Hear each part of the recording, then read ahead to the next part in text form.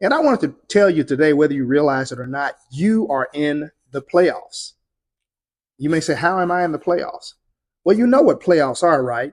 It's where there's a separation of the average teams from the better teams. And you are in the playoffs because there are things happening in your life you didn't realize that God and Satan have already had a conversation about. And so there are things that are allowed or permitted to happen to you, come into your life that will separate the people who are real, true disciples versus the others. And so there are things in front of you that you haven't probably considered as a test or a trial. There are work assignments in front of you. There are bills that are in front of you. There are career opportunities in front of you. There are doctor's appointments. There are relatives that are sick. There are tragedies that happen. There are things that break down in your life. But if you have the right perspective, you can realize what's really going on. There's a game that's being played way above the rim. And so I'll talk about that at another time. But there's a game that's going on where Satan has been given permission, and I won't call it a game because really life and death are in the balance. He's been given permission to sift you. We see Jesus as he was approaching the cross tell Peter that Satan had demanded to sift him. He said, but don't worry because I have prayed that your faith will not fail you. And I always find it interesting that Jesus didn't say, I'm going to pray that you don't have the trial or he doesn't get to sift you. But he's saying, no, you're going to get sifted, but don't worry because I have prayed for you. It's clear that there is no exception to this. I don't think any of us get to say, okay, God, we don't want any trials. I know none of us like them. None of us look forward to them.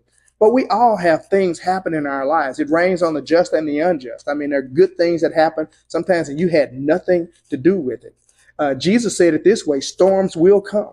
So there are things that happen, and it's clear that there's nothing that accepts us from those opportunities for Satan to come against us.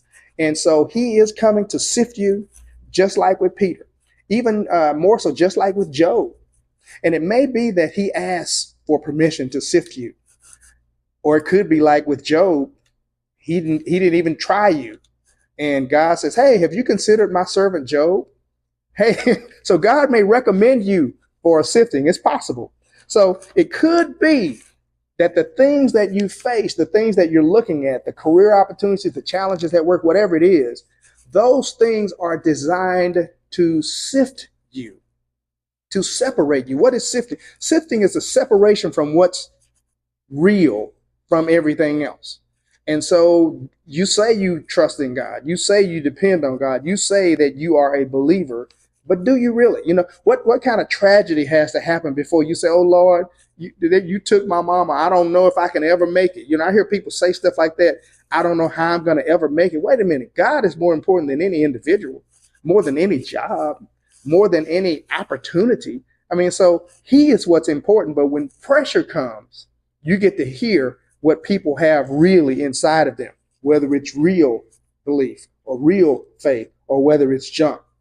And so the one thing you may not know is that before the sifting occurs, there is a threshing.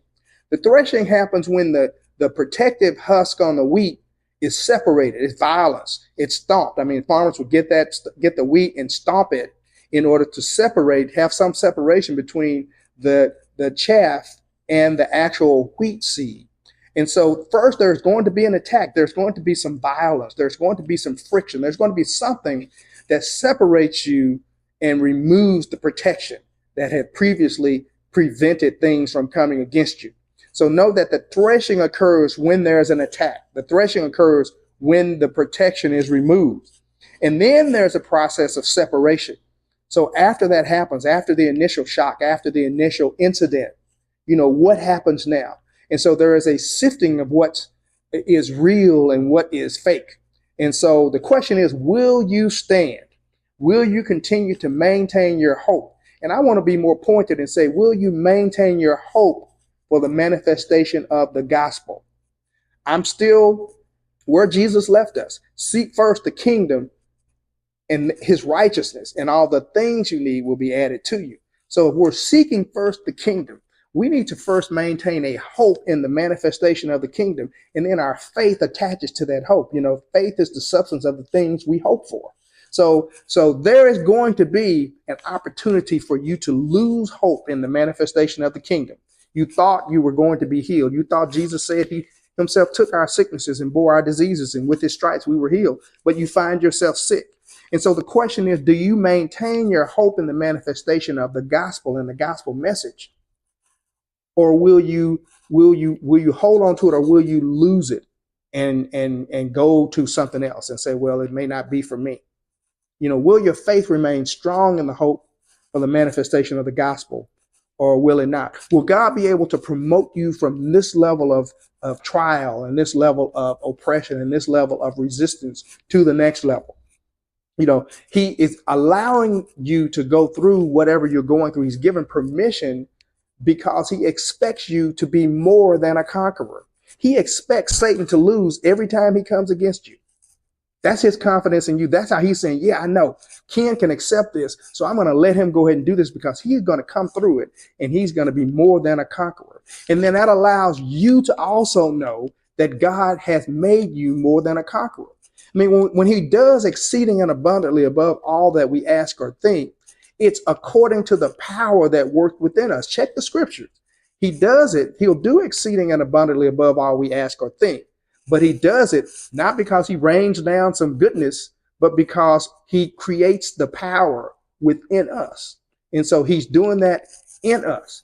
The kingdom is in you. So God is creating that miracle through the power that works within you. And so the question is, will you let those attacks, those obstructions, those distractions, those obstacles get in the way of you holding on to the hope of the gospel?